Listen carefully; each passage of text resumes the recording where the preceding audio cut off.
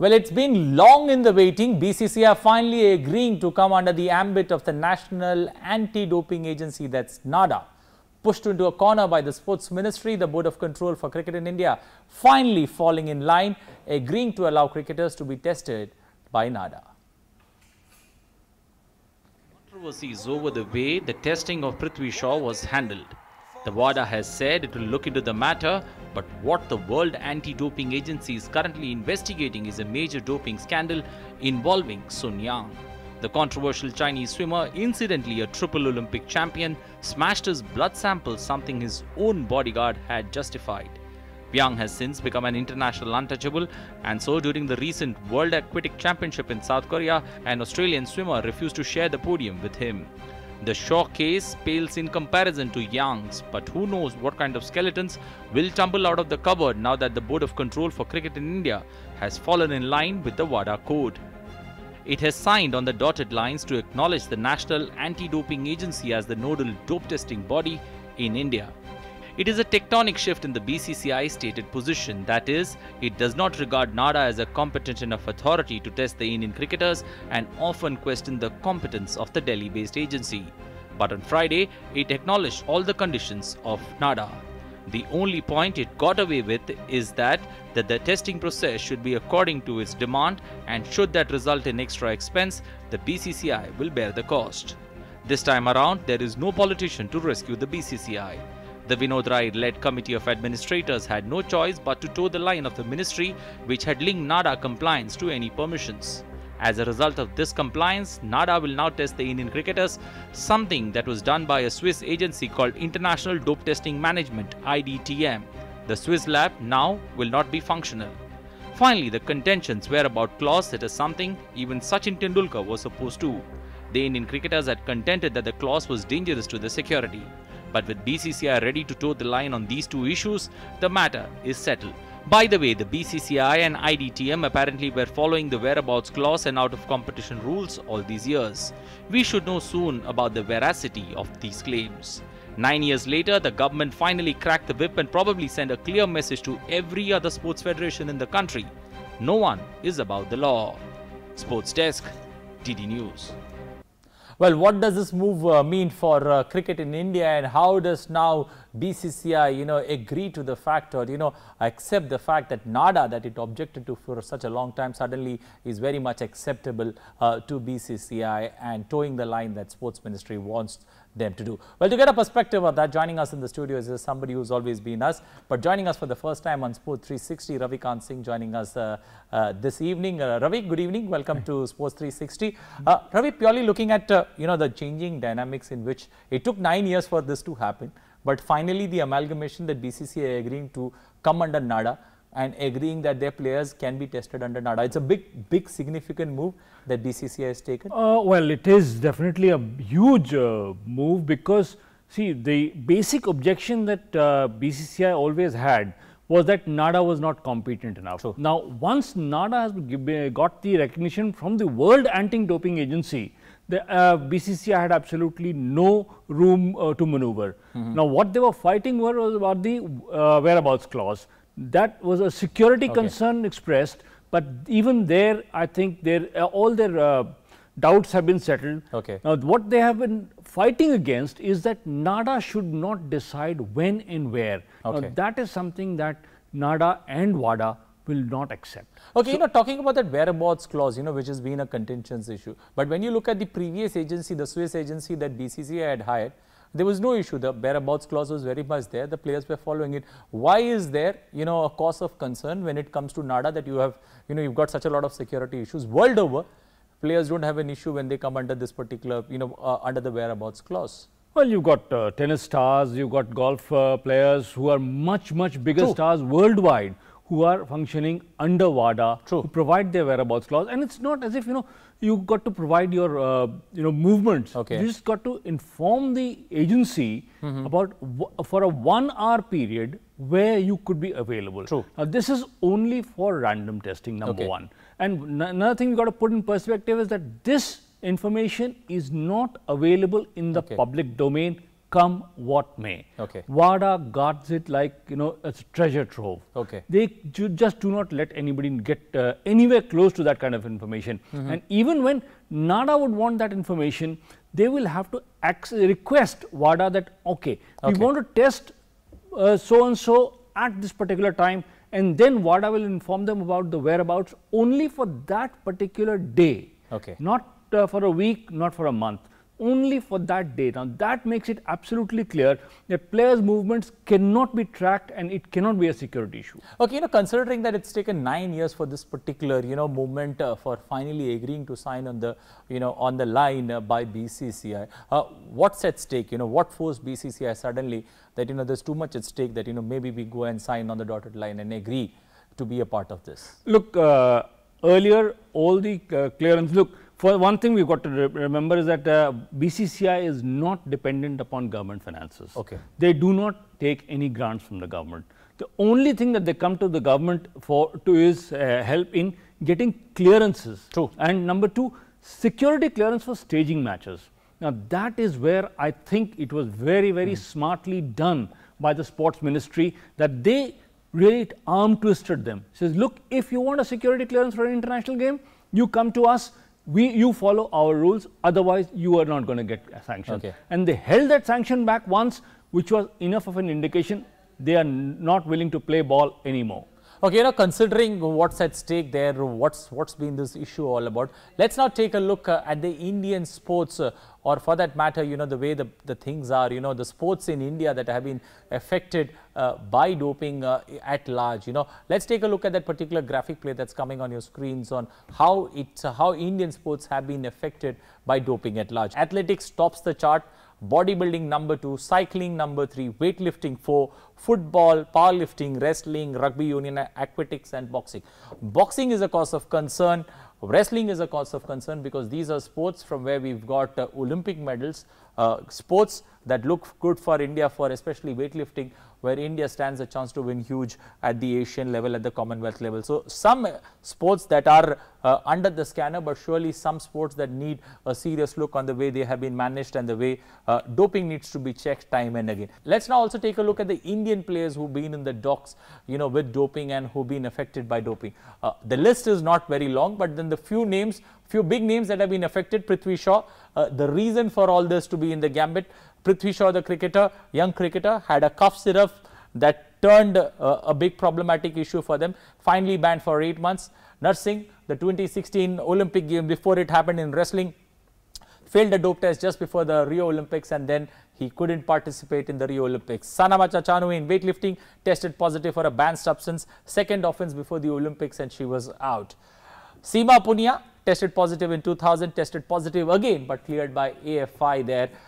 Another player who's been in the scanner in athletics. Ranjit Maheshwari in athletics, triple jumper, suspended for 3 months, sample test was positive, suspended by Athletic Federation of India. A final look at another cricketer, Yusuf Pathan, who's there in that list, tested positive in a domestic game in 2017, handed a 5-month ban by BCCI that he had to play out, or he had to sit out. Let's now also take a look at, you know, the international names, or the big names in the world of sports. You know, if you look at overall structure, the big names that are there in world sports that have been affected by this particular element. The first name that comes to mind is that of Ben Johnson, the athlete from Canada, won that 100 meters dash in the 1988 Seoul Olympics, but just after that he was called in for testing and failed the dope test. Carl Lewis, he got the gold medal there after that, but surely after the Ben ban, but tested positive thrice in 1988 himself. So, the same year that he got the Olympic gold was caught thrice. Lance Armstrong needs no introduction, 7-time Tour de France winner, but surely in the dock when it comes to this particular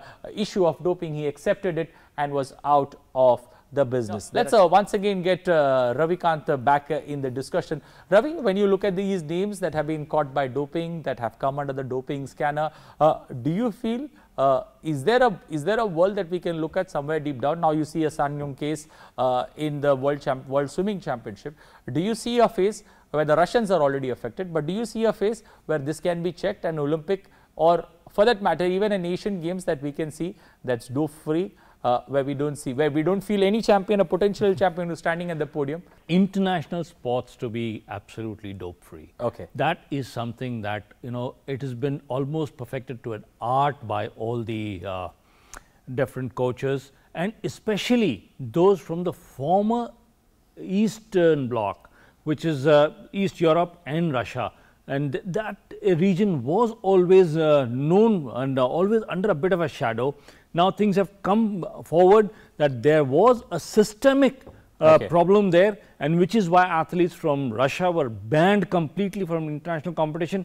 One of the biggest names in cricket we have forgotten is Shane Warne. True. Shane Warne in the 2003 World Cup was sent home from South Africa because he tested positive for a diuretic. Now that was a weight loss substance that he had taken, but there again without proper medical supervision. Now the Prithvi Shaw case we keep discussing. Now there he could have got away had he been able to produce a medical prescription, because the amount of the steroid present in the cough syrup is not enough to get a ban per se if it was taken under medical supervision. Now that is something that the athletes need to be educated about. You cannot go out in the market and buy an over-the-counter medicine and hope you will get away with it. Well, now testing is so tough that you just don't take over-the-counter medication, period. Well, one thing that's good is with the coming of Halo India, you know, the regular camps that have been held for kids or, you know, players at the junior level surely is a great incentive for them to pick this, you know, pick at least notes when they participate in Halo India. At least that second edition of Halo India, clearly young athletes, coaches, you know, far distant places, the northeast, players, coaches being guided on what exactly players can take, what they cannot take. They need to refer to the website in case they have a doubt. They even have an emergency phone line that NADA is put up there. So players, coaches can call up and say whether we can have these medicines, whether we can have it, whether we cannot know. So clearly players, steps being taken by NADA to help the players. It's now for the players, the coaches, the support staff to come together and help India be dope-free. Well, moving ahead now to our next story, that's from the T20 series and cricket. After clinching their 3-match T20 series, Indian cream defeated West Indies cricket team in the third T20 match at the Providence Stadium in Guyana to complete a 3-0 whitewash. Young Rishabh Pant finally came good under the guidance of skipper Virat Kohli as India comfortably beat West Indies.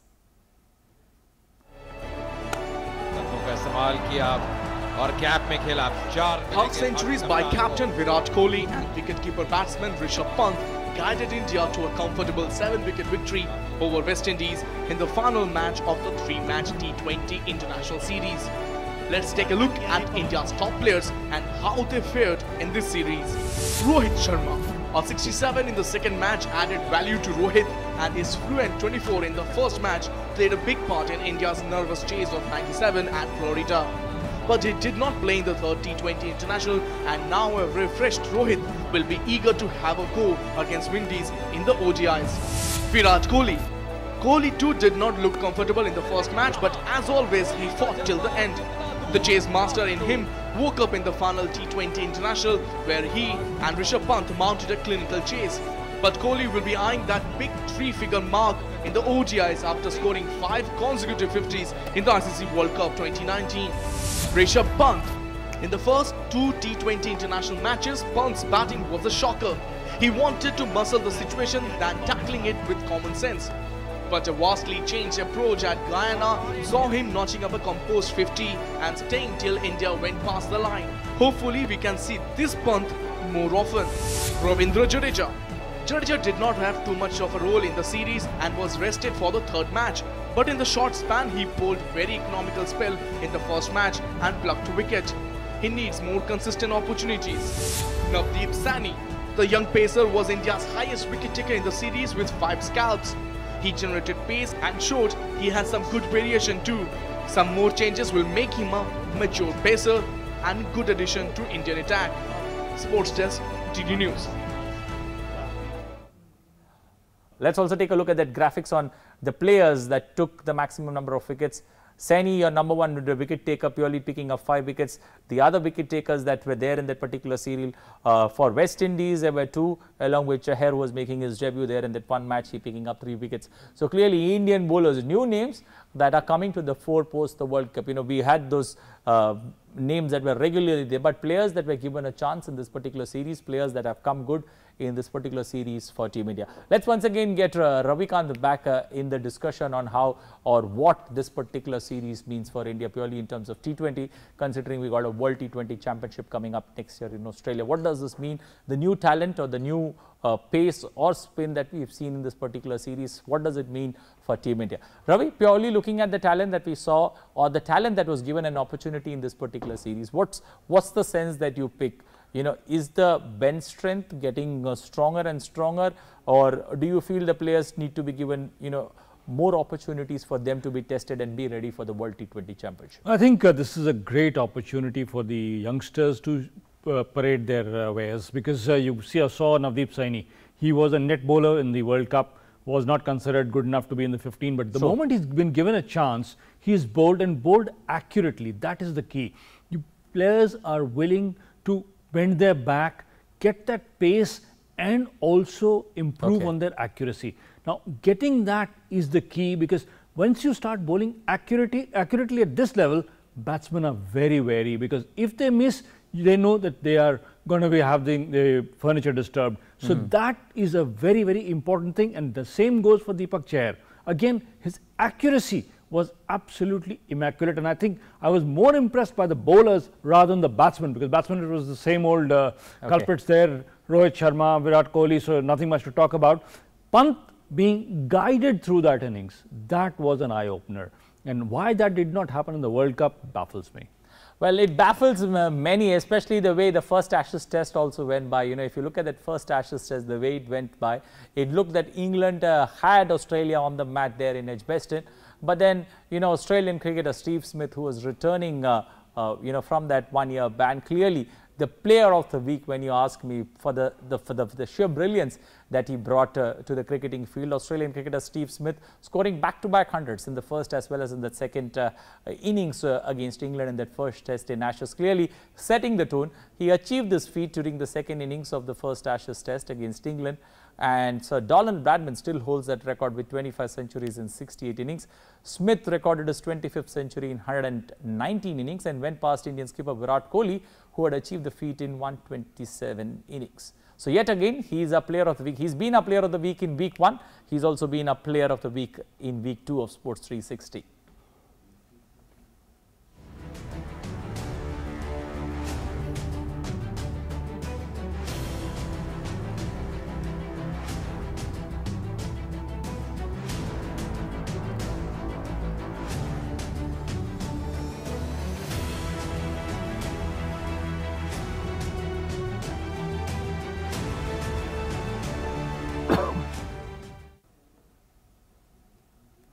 Well, you know, purely looking at Ravi, one quick word, Steve Smith, magical innings, the way in which he goes about innings after innings. You see, you know, the craze or the 1 year that he sat out clearly seems, he seems to have missed cricket dearly. Much more hungry than what he was in 2017. True. 2018 he sat out, and that effect is now showing on this play. 122 for 8, anybody, and I mean anybody, would have given up, but not Steve Smith. He took Australia past the 250 mark, and that was good enough to, you know, really punch a hole in England's attempted domination. And when he got a century in the second innings, it was definitely curtains. Now that determination, and look at the transformation. Day 1, he was booed off the field, but on day 4, he got a standing ovation from the same crowd. Now that is what a sportsman lives for. Well, that's exactly what a sportsman lives for, and clearly he's setting the tone. Teased with the sandpaper there in the middle, but then, you know, he put all that behind, came back, let his bat do the talking, and that's what makes the game a glorious game. Sports is unpredictable, and surely Steve Smith setting the tone for the Ashes series there with that particular knock. Well, it's time now to say thank Ravikant for joining us in the studios. Ravi, thank you, a pleasure having you here as always. We'll catch more of you as Sports 360 develops, and we'll get you more in the studios. Thank you once again. Next story there on Harry Maguire. 5 years ago, Harry Maguire was playing League One football. Now, he's the world's most expensive defender. Manchester United have completed that £80 million signing of the 26-year-old England centre-back from Leicester on a 6-year contract. But easy, worth the money.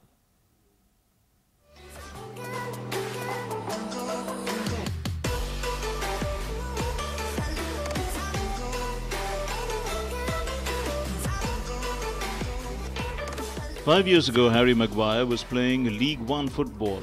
Now he's the world's most expensive defender. Manchester United have completed the £80 million signing of the 26-year-old England centre-back from Leicester for a 6-year contract. But is he worth the money? There are few doubts about Maguire's quality. He may not carry the same aura possessed by the likes of Sergio Ramos and Gerard Piqué. But he is a consistently solid defender and already proven in England's top flight. His physicality means he is difficult for attackers to outmuscle. Only Van Dijk won more individual duels, 76.32% than Maguire, 72.69% in last season's Premier League. Manchester United have been missing a dominant force at the back for years, arguably since Nemanja Vidic left 5 years ago. Last season, Maguire won more duels and made more clearances per game than United's main centre-back options: Victor Lindelof, Chris Smalling, Phil Jones and Eric Bailey. Maguire's aerial prowess also makes him stand out.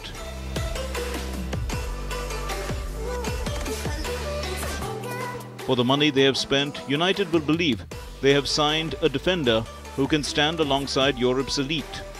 Maguire also offers a considerable attacking threat. Since 2016, he has directly contributed to 13 goals for Leicester, 7 goals and 6 assists. Only Real Madrid's Sergio Ramos, 17, has managed more. Currently, the most expensive defenders of all time are Harry Maguire, Manchester United, £85 million. Virgil van Dijk, Liverpool, £75 million. Lucas Hernandez, Bayern Munich, £70 million. Matthias de Ligt, Juventus, £67.5 million. Aymeric Laporte, Manchester City, £57 million.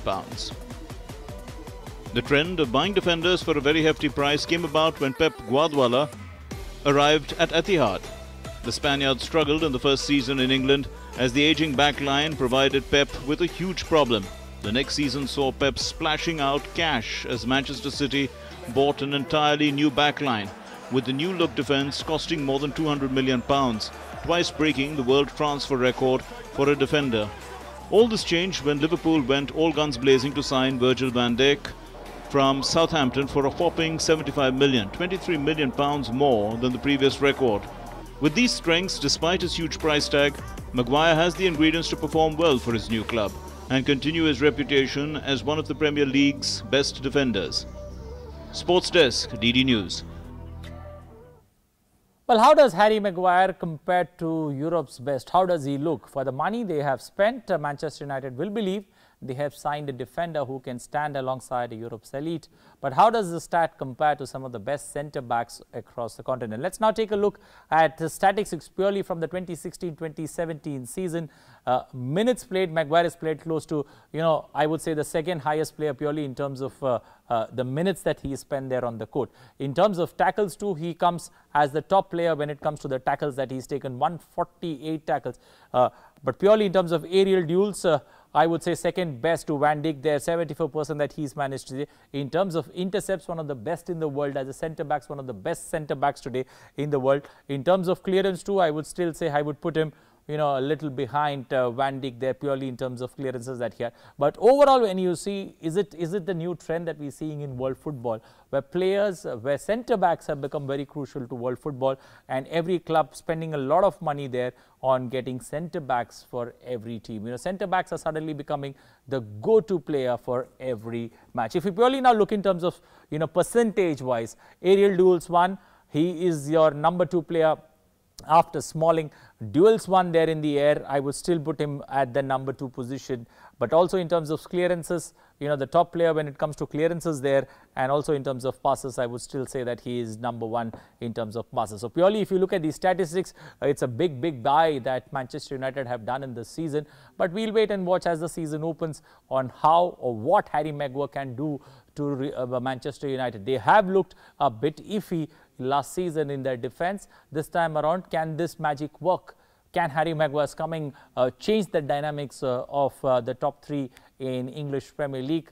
the way it has been dominated by Manchester City, Liverpool, Tottenham Hotspur, Chelsea.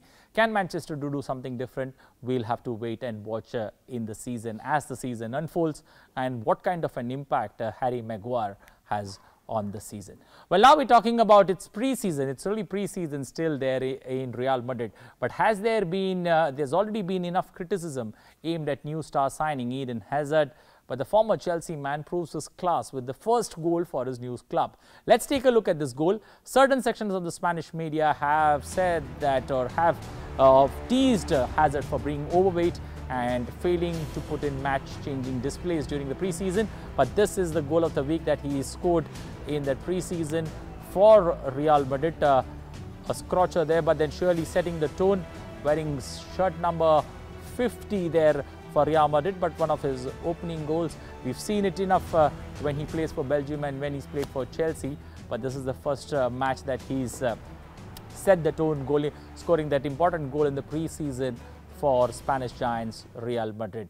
Well, now shifting focus to the setback of the week. What's the setback of the week? Liverpool, the Champions League champions, could be without their inspirational goalkeeper Alisson Becker for a number of weeks after the Brazilians suffered a calf injury in their season opener against Norwich City on Friday. Liverpool thrashed Norwich 4-1 in that season opener. Manager Jurgen Klopp has confirmed that his #1 goalkeeper will miss Wednesday's UEFA Super Cup clash with Chelsea in Istanbul.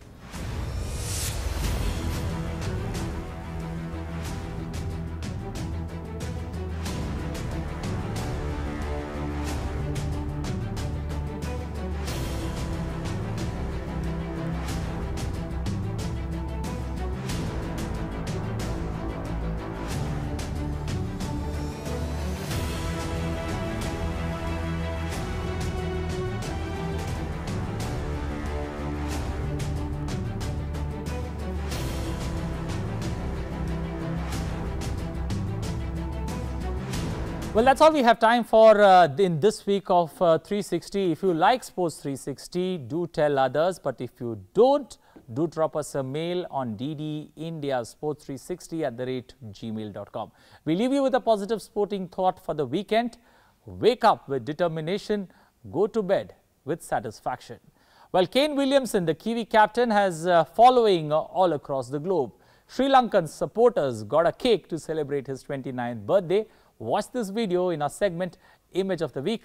I'll take leave. Take care. Have a safe and wonderful weekend ahead. Bye-bye.